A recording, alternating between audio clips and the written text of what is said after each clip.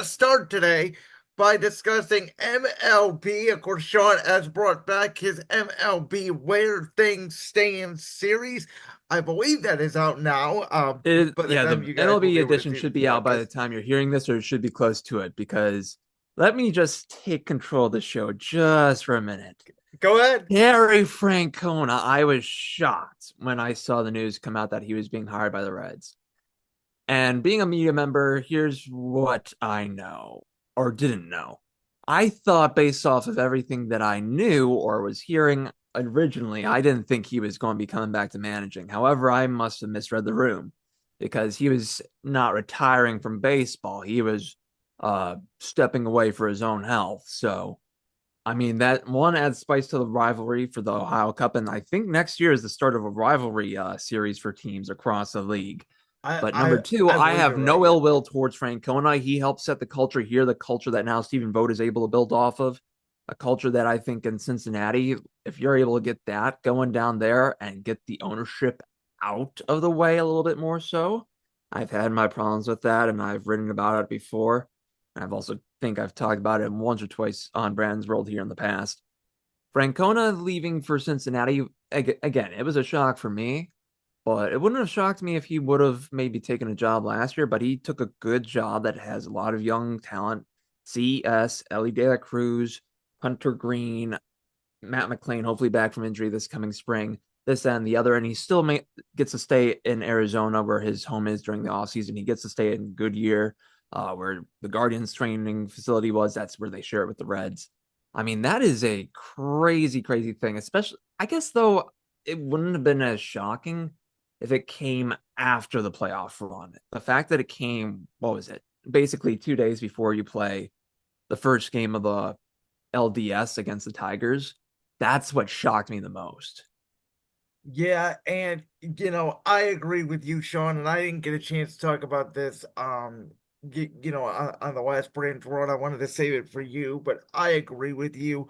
Um and I agree that I wasn't necessarily shocked that he would come back to baseball at some point Yeah, because actually I think he kind of made that clear when he did step down from the Guardians. He kind of said, I'm a baseball lifer. yeah. I think the confusion was he said, I'm probably more than likely not going to manage. If I was, I'd do it here.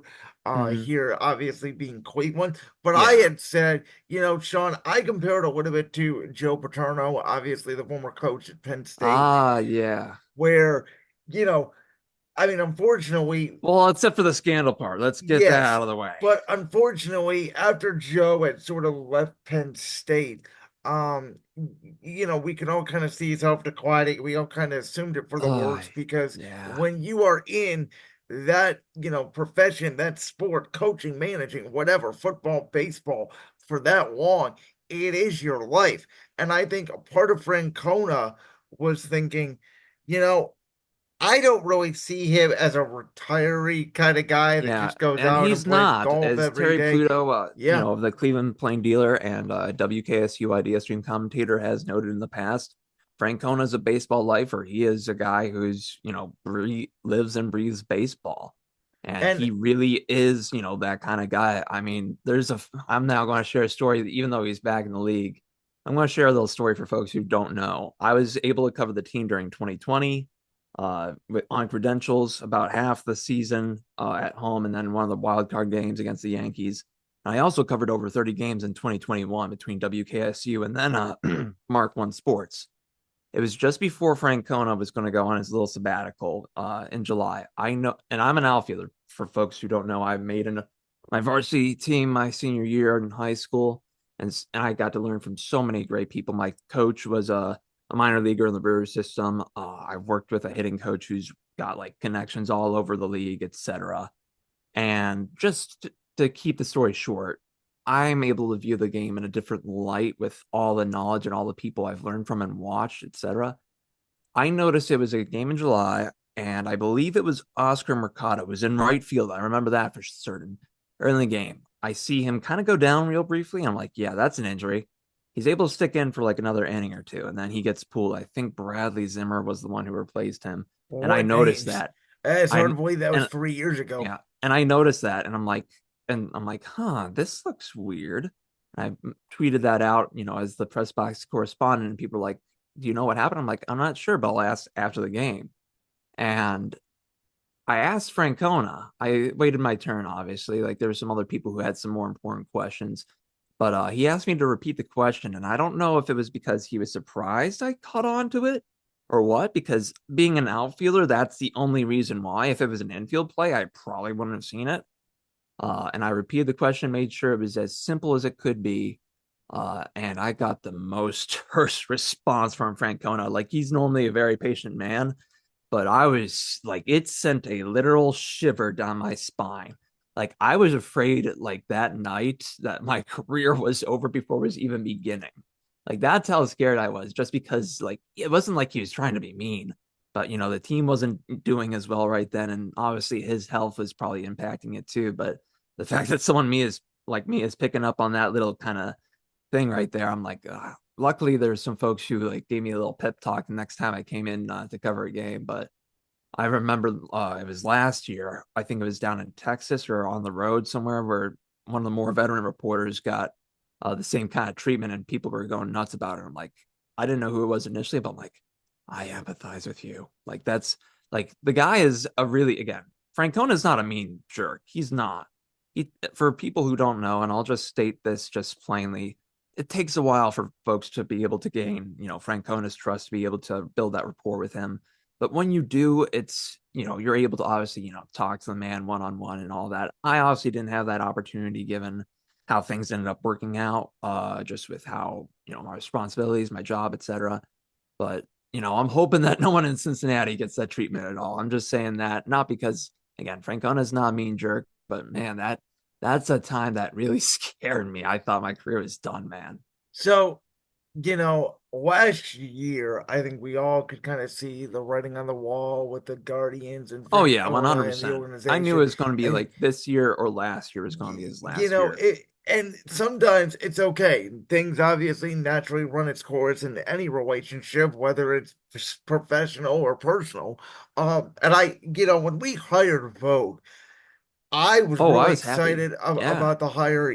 Obviously he's a former player. As we just came on to record this podcast, I just watched him as a member of the Oakland A's get a base hit to defeat the Detroit Tigers in game two of, I you're think it was the kidding. 2011 or 2012 ALDS, something along those lines. Oh, speaking of the ALDS, I have the roster here from the team. Well, what's It's been what's released.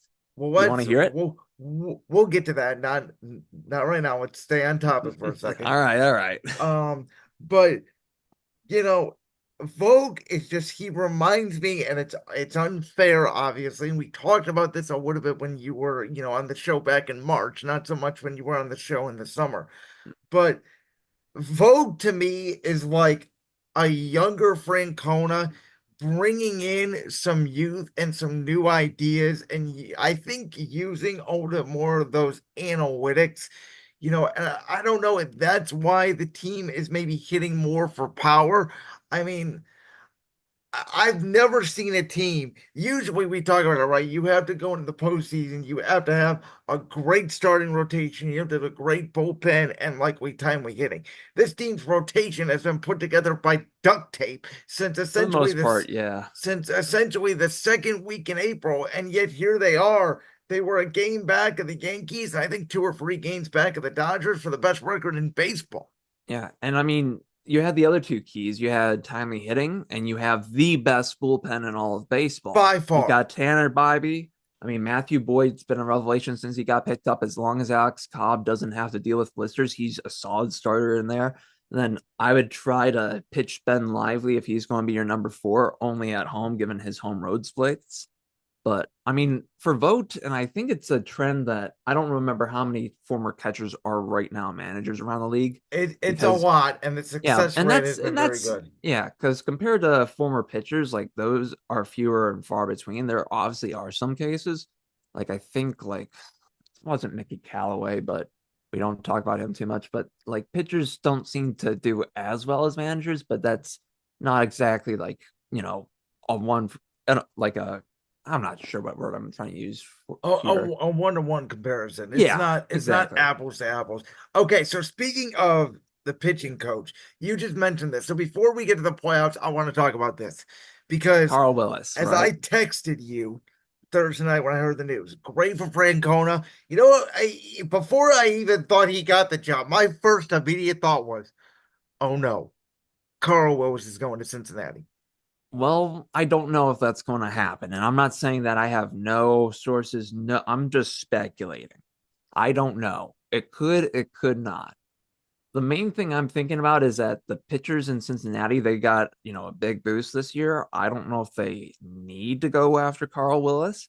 I think Willis, especially since he had, I think a prior stint prior to when he came in with Francona Yeah, back in that was 2013. somebody made a good point. Yeah, I think that I think it was with I think Eric it's more Wedge, likely that right? he sticks 2008, with 2009. Cleveland. I'd say it's, if I were to speculatively put the odds at anything, I'd say 60-40 at the bare minimum that he stays in Cleveland, 60% in favor of staying. We don't know, but obviously I think the Reds will be able to find there's a couple good pitching coaches out there, including who was it that just got fired? Someone got fired recently from a role. Oh yeah, the Marlins pitching coach, and he helped develop Sandy Alcantara, who I believe is the Cy Young winner, among so many others over like a 6 or 8 year period. I mean, he's available. I mean, if you don't want to have to wait to talk to Carl Willis to put together a staff, that's a guy you go after right now. I mean, that guy, Pablo Lopez, etc. I mean, I'm blanking on his name right now, but he's a guy you can go after right now who's free, and you don't have to even wait for him. Like Carl Willis, I think is pretty happy in Cleveland from all accounts that I know of.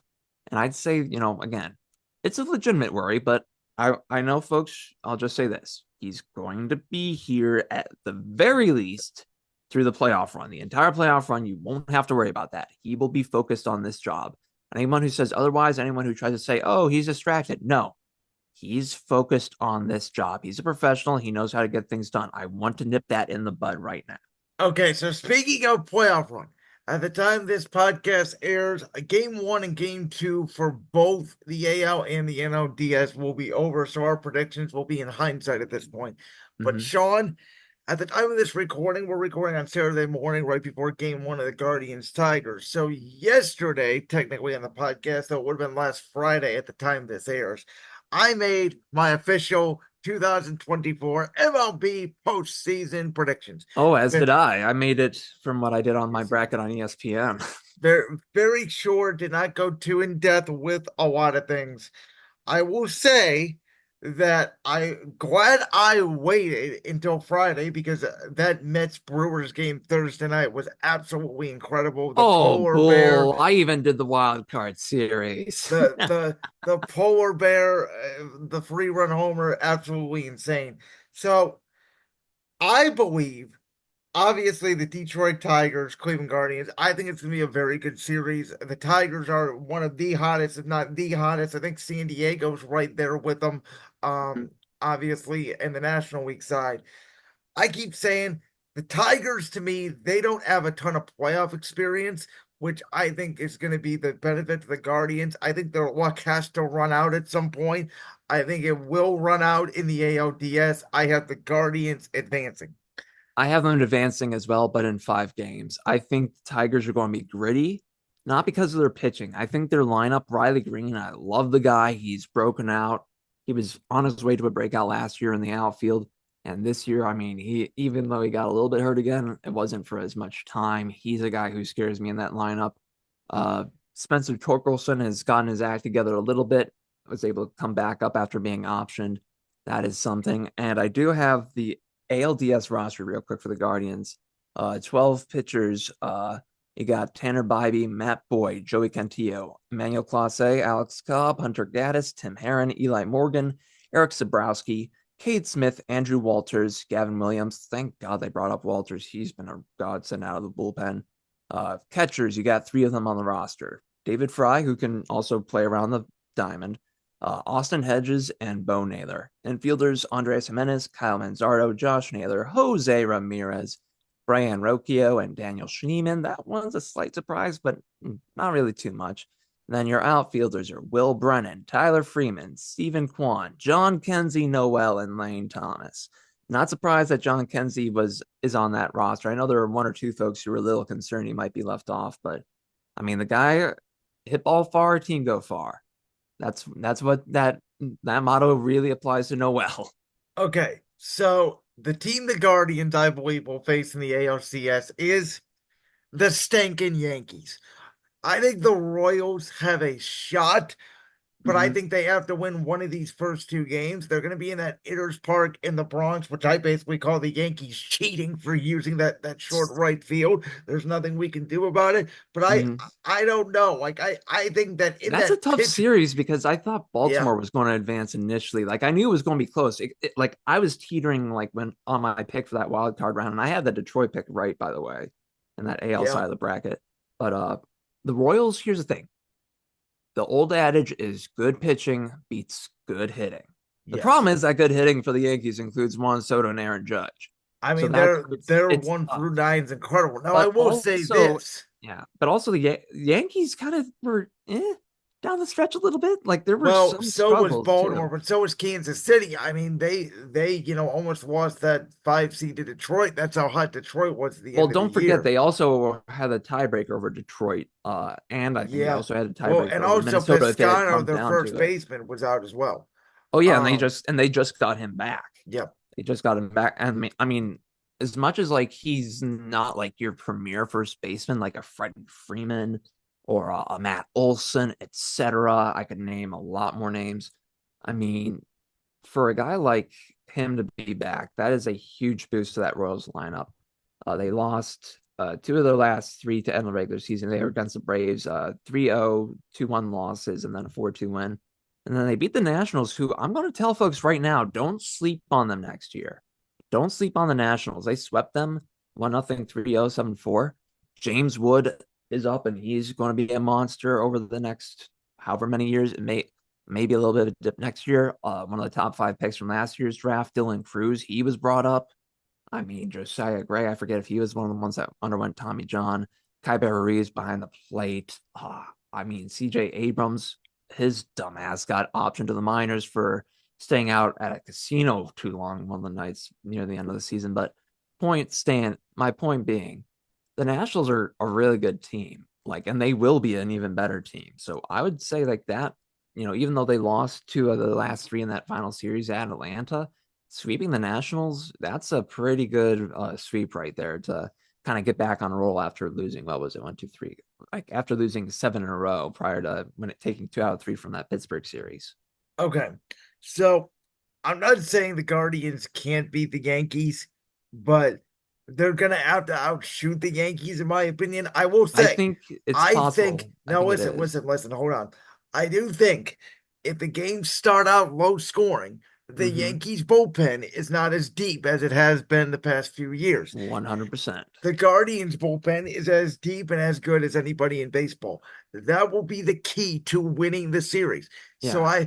I think it can happen. I'm not predicting it will be. And sadly, I have for the first time since 2009, the New York Yankees will represent the American League in the World Series. Yeah, I don't buy it because they choke. They choke, they choke, they choke. And I think they're just going to have one of those moments where Aaron Boone will finally be the scapegoat. Nothing against Boone, but it's tough. I have the Guardians, like just the luck that they've got right now on their side.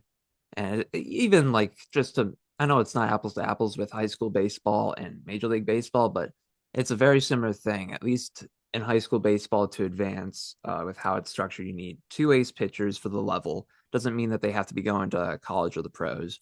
Uh, Timely hitting and a good crap load of luck. And basically, the Guardians have at least one of their aces. They've got a great bullpen that can make up for it, basically be their second. They've got good timely hitting and they've got a lot of good luck on their side. And I'm not saying what's gotten them this far. I mean, every team that is in this bracket has been great all year, has had, a ball or two bounce their way where if it hadn't, they wouldn't be here. But I mean, you have to play all 162. And I'm sorry, Anthony Rendon. I get that, wear and tear on the body, it hurts after a amount of time, but the lack of availability means your words mean almost nothing. Okay. For the sake of time's sake, I'm not going to go through the entire National League bracket, but I'll tell you who I Yeah. have coming out Yeah, of the same National here. League. San I've got Diego. Yeah, it was a coin flip for me. I have Philadelphia and San Diego for a 2022 NLCS rematch, and then I had Yep. the Phillies coming out of it. Okay. I honestly, it was a tough call because I think that series could go 7 games, but we'll see about that. But there was one thing I kind of cut from my show the other day. Uh, we had a big loss in Major League Baseball, and one that some folks may view as pariah. Pete Rose passed away this past Monday. And the irony is, despite having gambling partners around the league, um, Major League Baseball, especially Rob Manfred and Players Association rep Tony Clark, have been oddly quiet. Yeah. Hello. Yeah. It's So, just it's just time to put him in the Hall of Fame. And as someone was pointing out, and I believe John Hyman mentioned, he was talking to somebody, it was a quote unquote lifetime ban. The lifetime's up. His lifetime ended. There's no more excuse. And I get you could say, oh, the Black Sox from the 20th century. Yeah, I get that. But Rose is the all-time hits king, and I get there were other reasons, especially just why he was kept out, why he never really got reinstated, and that he had to get special permission to join like one of those Reds get-togethers during the last decade or so. But it's a sad day for baseball, and obviously gambling, Cardinal sin, whatnot.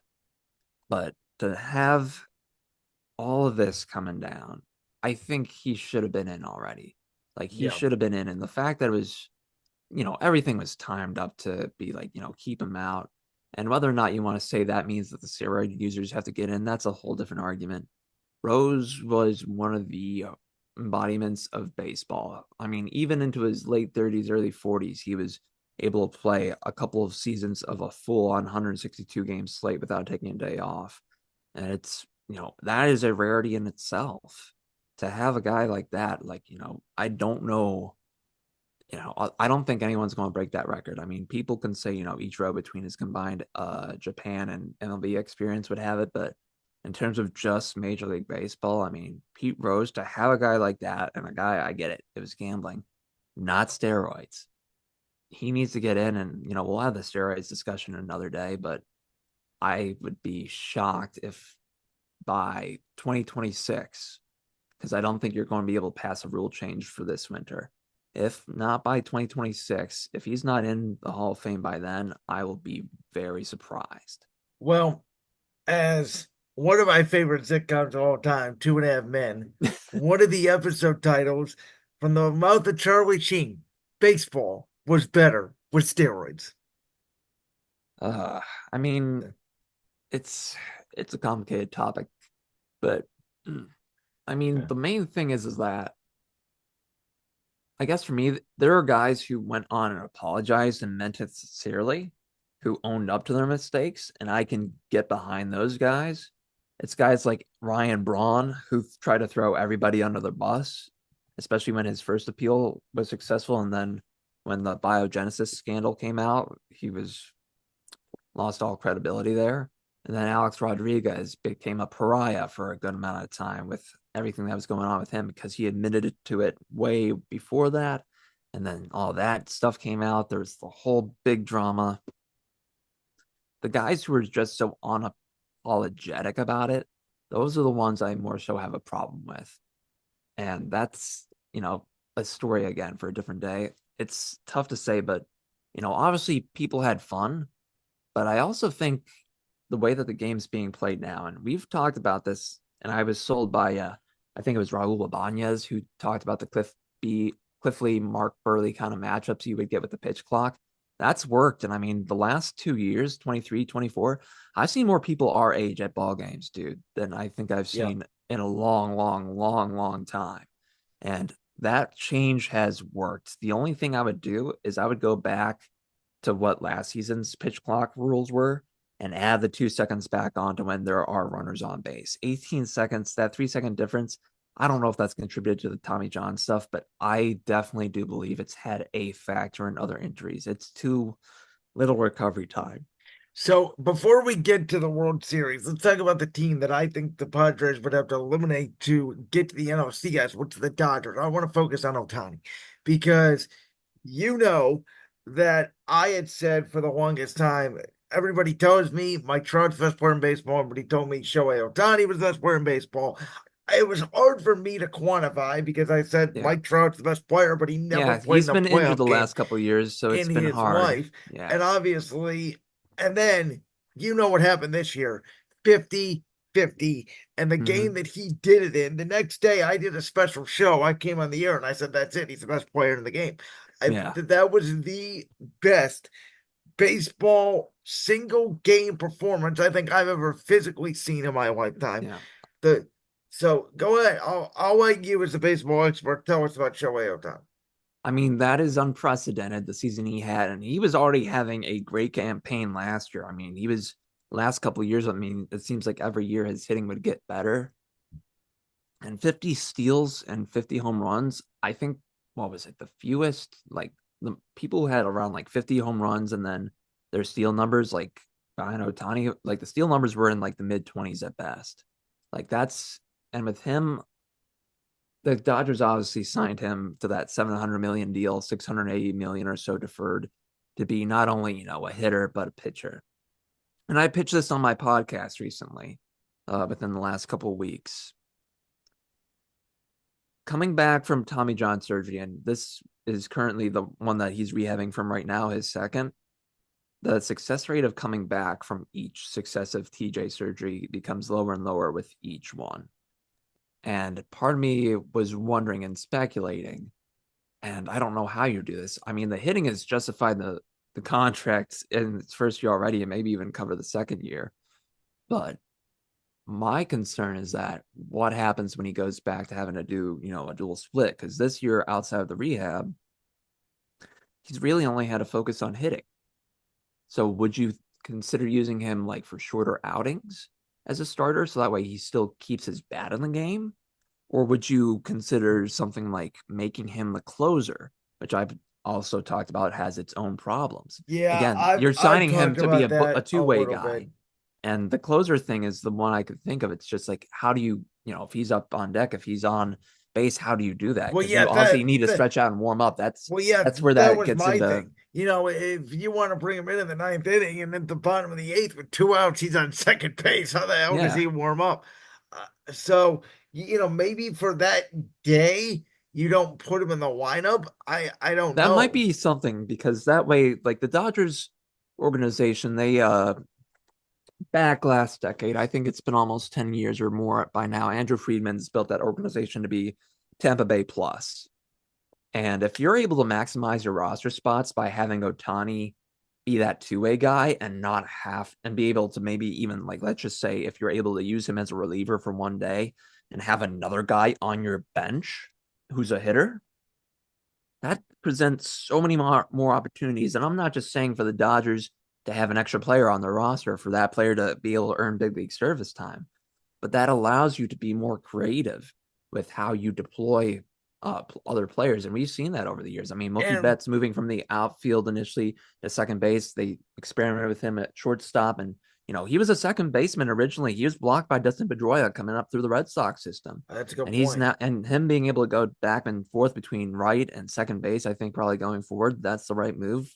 I don't think his defensive metrics were as great at shortstop, but with that, I mean, Otani's this season, everyone will say it. It's unprecedented. And I So think he should focus more on hitting. If his return to the mound, and I'm saying it's not via injury, if it's not as good as you would hope it would be, I would shut down his pitching next year at the halfway point if you don't think he's able to contribute as much as a pitcher. Still try to let him pitch in 2026. Give him that opportunity because you guys have to keep the trust with him. Not because obviously the way that see, Eastern and versus Western culture that's is where that's a I'm big part different. of it. I would have shut his pitching down 2 years ago. I would not let him pitch again. I think he should just be a I hitter. think it's better for the game to at least let him try. And I think give him 2 years, give him this coming season, 2025. If things aren't going well as a starter, shut him down early as a starter. Let him then focus on hitting, assuming it's non injury related. Then let his arm rest. Let him get ready for 2026. See if that does anything because there have been a couple other two-way attempts in baseball in recent times. From the domestic pool, Brendan McKay, former Rays top prospect, It didn't work out. There's been one or two others who've tried to give it a shot.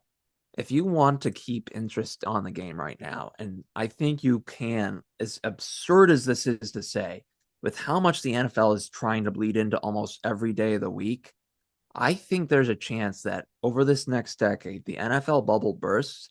And while I'm not saying that their popularity will go down the drain, I think baseball, especially with how they've Oh, been I able to draw in more disagree with fans, you and completely. maybe more on the NBA, but No, like I'm not saying I like again, disagree with you completely. I think the NFL will be the biggest, no, I you know, disagree with you because I think the WNBA is even going to take over Major League Baseball. I don't think so. I don't think so. I think it's going to get close, but the fact that soccer hasn't taken over yet, and I thought it would have by now, I think the WNBA will get close. I think here's the pecking order. I'm not counting PGA in this. I think it will go NFL, NBA, Major League Baseball, WNBA, Major League Soccer. I think that's the order it will go domestically. At that is. So you think soccer would even take over hockey? Ooh, that's a good one. I guess for me, I for folks who don't know, I was not raised in a hockey household. I guess hockey I would put above soccer at least. I think, Okay. although I do think that's an interesting conversation for another day if hockey could pass up the WNBA. I Okay. don't know. I don't think so right now, but I think there's a discussion worth having. All right. So bottom line of the playoffs is this. I have Yankees, Padres in the World Series. You have, is it Guardians, Phillies? Yes, that's correct. Okay. So in my opinion, I've been saying it. I think it's the Yankees year. But if the Guardians get past the Yankees, San Diego would be a very interesting series. I Yeah. think the Guardians can win the World Series. Matter of fact, I think any of the 12 teams in the postseason can win the World Series. It's Yeah, just well, we're down to whoever is eight going to get now, hot. so that's for sure. But I mean, the Padres are a team where they just lost Joe Musgrove, so that's a big blow to the rotation to Tommy John surgery. He's not just going to be out next year; he's going to be out into 2026, like that. And he was a guy who's the hometown kid. I think that threw the no hitter the other year. I mean, that is a brutal blow, especially coming off of that wild card series win against Atlanta. And for folks who like were thinking Atlanta was maybe going to win that series, it's like they were banged up all year. They lost Yeah. Chris Sale just I mean, before the you wild you card. know at the beginning of the year, if you remember, I had Atlanta coming out of Oh the yeah, same with me. I had National League. Atlanta basically coming out of And like most and like with Strider getting hurt at the beginning of the yeah, year. Spencer And then, Strider, you know, Ozzy Albies has been hurt multiple times this year. Acuna having the ACL tear again, and then just having the other Sean Murphy missed a bunch of time. He wasn't hitting as well yeah, as he did last year. I mean, there were a lot of underperformers, and there were guys who were still doing well, but boy, Fitz, I gotta tell you, if your prediction comes true, Philadelphia might burn to the ground because this city cannot take more championship losing. You, oh, you dude, have you, I mean, you, you guys have got that. you, It's still been less than a decade since the Eagles won. you no, you had the Phillies who just lost in the World Series in 2022. You The had thing is with the Philadelphia. Phillies, though, the reason I would give them the advantage, even before the Joe Musgrove news, their rotation is a monster. Zach Yes. Wheeler, who's probably he's not going to win the Cy Young. I think it's probably going to go to Sale. I think it'll be close, though. Aaron Nola, the ever dependent veteran who re-signed on a 7-year deal. I think it was 170 million north of that. Ranger Suarez, if I'm thinking of the right Suarez. There's a couple Suarez's with the R around the National League, but he's been dynamite. And then the recently extended Christopher Sanchez. Those four alone are tough enough to beat in World Series, and the bullpen has improved over there. I don't think it's as good as the Guardians, but that's where it's tough. I think that NLCS, I think I mentioned earlier, I think that's going to go 7 games. I think especially now that Musgrove's out, that really throws wrench into things for how San Diego goes about pitching. Okay. So I promised you when we were discussing about what we were going to talk about on this podcast, I said our last sort of topic for baseball. I am currently working on an article for Voltage Live that I think it may be up, it may not be up, it will be up soon. I promised you that we were going to talk about this topic because I want to get your take on it. Mm-hmm. So obviously, with the potential slash pending slash we don't know what's going to happen, is Oakland moving to Las Vegas? Is there not? We do know the MLB. Rob Manfred is public saying he is going to expand to 32 teams by 2029 when he retires by 2030. So our guy from Bally Sports Great Lakes / Big Play, Jensen Lewis. He had this tweet, and this would be about a week and a half ago, where he had proposed a full 2002 NFL-ish 32 team complete MLB realignment. It's probably what's going to have to happen. As much as baseball traditionalists are going to hate it, and I know I'm going to hate it too, you are going to have to realign. And And I'm going to, so, yeah, go ahead. so I have come up with the 8 divisions and where each team is going to be, and I want your thoughts on this. I hope you have Oakland and Montreal as the expansion teams because if you So, don't, I will be very upset. listen, I went based off what Jensen Lewis had proposed the expansion team. So this is not mine. I'm proposing what he went off as his 2 expansion teams. Sadly, both those cities that you mentioned are not in there. Let me guess, Nashville and Charlotte. Nashville is one of them. Do you want to take Is another Portland the guess at other the other one? one? Is Portland the other one? Close. Hmm. What is it then? Salt Lake City. Oh, that's right. That's a stupid place to expand. Not for any baseball lovers out there. I'm not dissing you guys, but the weather out there, I don't think you're going to get the players union on board at Hey, all. That's I'm going to be not worse than I'm Colorado's not making fine, the but rules. Salt Lake City, that's the dumbest place I think you Hey, could I'm go. not making the rules. I just went off what he thought was possible and You went need off to this give Oakland scenario. back their team. They got screwed out of it. But we literally had Major League happen. We had Major League just happen. The movie. It happened in real life.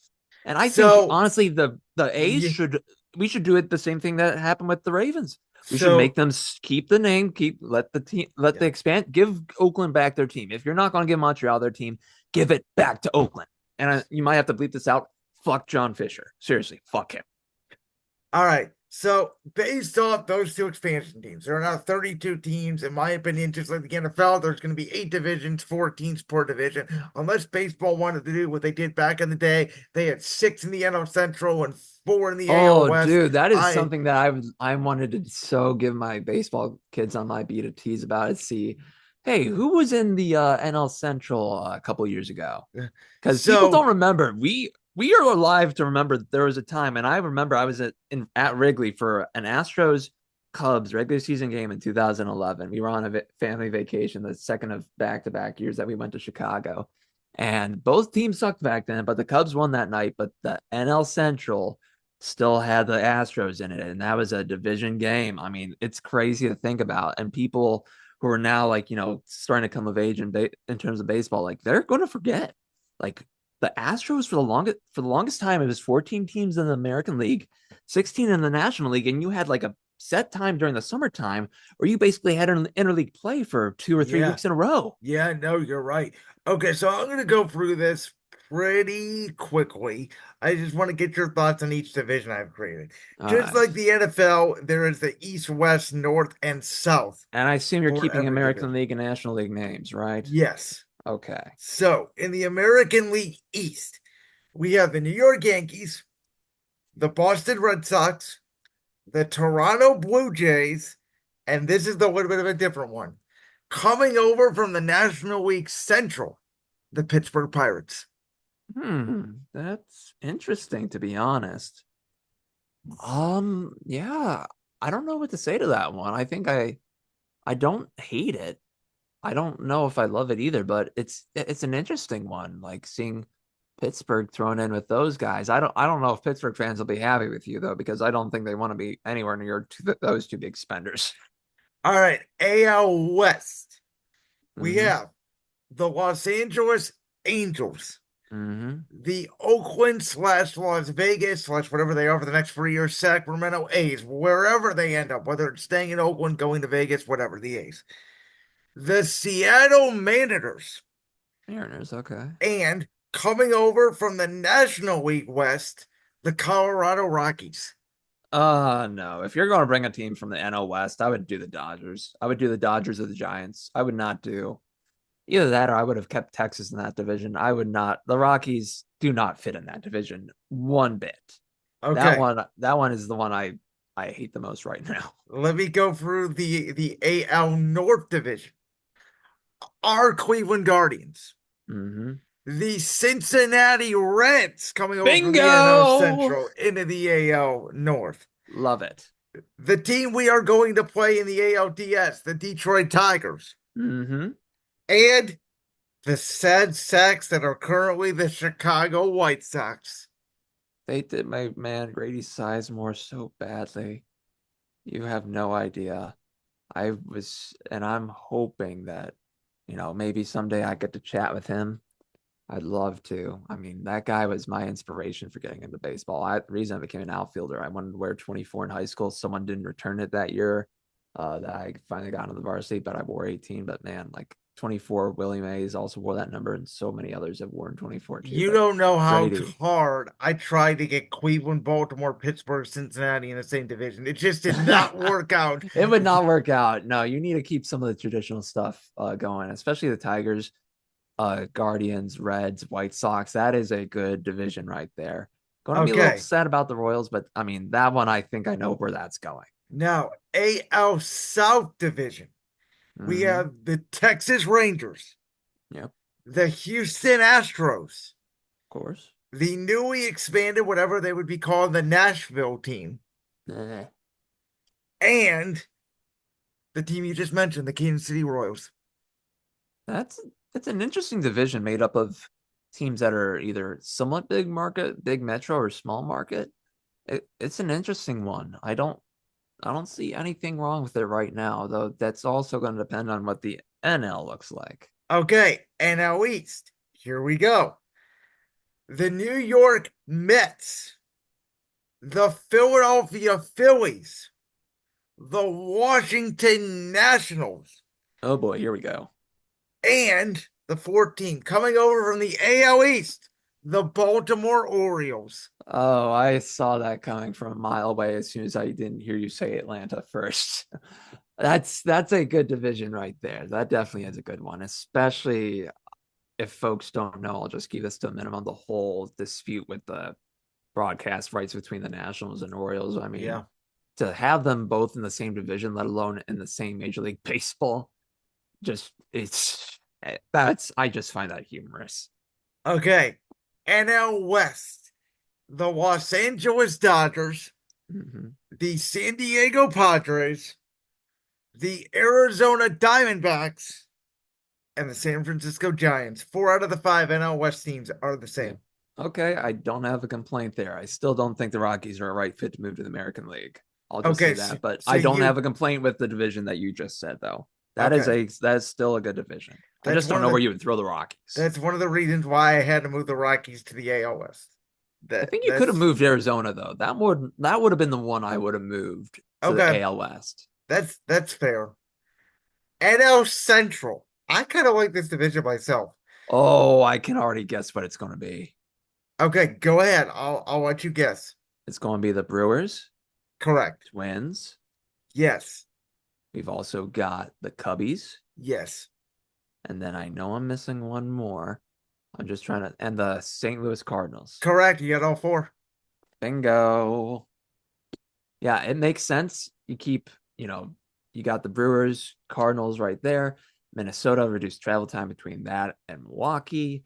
And then you got the Cubs, obviously. Like, that is a really, really good division. Not just in terms of just like team competitiveness, but in terms of just the history behind a lot of those ball clubs. That is a great division to have. And like basically a quasi NL Central, NL North as you're going along and saying it. Okay, so this is the wackiest division in my opinion, the Oh, God. NL South division. So the Braves are one of them. We know Yes. that. The Marlins, the Yes. Rays, Yes. and then who would be the last one? I'm The just trying to. expanded Salt Lake City team. Yeah, Salt Lake's not going to do it for me. No, no. Oh God. Yeah. But but I that mean, that is the NL South. So I I think went kind of based off the NFL divisions a little bit, and then I I think also with the went based NFL, off. NL South, I don't. That might be where you could move, do a little bit of a weird thing, and move like air, maybe move like an Arizona or someone, since they're on that southern area, or so. Even though they're west, but like I Yeah. think you need a bigger market than Salt Lake. to be I in that like the division. idea of Tampa, Atlanta, Miami in the same division. That's a decent idea. I just think you need one other different team to balance it out, but Yeah, at it's least hard because when I was doing this, I realized I there think is the a thing that you would the do is either Houston or Texas. That would be one of the two that you could do, or Arizona, and have Salt Lake fill in one of those Western divisions or South yeah, divisions. One it's of the hard. two. There's a lot of MLB teams out west. That's the one thing I didn't realize. It's usually, there's a lot of teams more coastal or like in the very eastern edge of the Midwest. And there's a lot of teams out in California as well, Yes. and a couple teams out in Texas. So So you don't hate my divisions overall, though. That's good. there's one or two that I hated. Most of them were pretty good, especially the central ones. Those were really good. The NL East and I think, NL West, those were probably my top four for the most part. I'd say that's pretty close. I mean, the one it's a head scratcher, but like I'm intrigued was the whole AL East with the Pirates going in there. That one's an intriguing one. I just don't know if Pirates fans are going to go for it, man. You may make an enemy of Pittsburgh, and I've got half of my dad's my one side of the family. Uh, I actually got to watch Yinzer football during a family reunion last year Yeah, I on a remember that Sunday. It's like, story. Where and things it's stand, in, part and I two. hyperlinked it into WTS NFL Edition Part One. I hyperlinked that edition in. So if you want to learn what it was like watching Yinzer football with my extended side of the family, you should go read that and check that out. Also, make sure to read the rest of this year's first part. Like seriously, it was a lot of fun. Like that clip from the Brands World podcast? If so, make sure you go down there and hit that subscribe button. While you're down there hitting the subscribe button, make sure to also hit the notification bell so you never miss another upload. And make sure you check out all the other clips from the Brands World podcast right here on YouTube.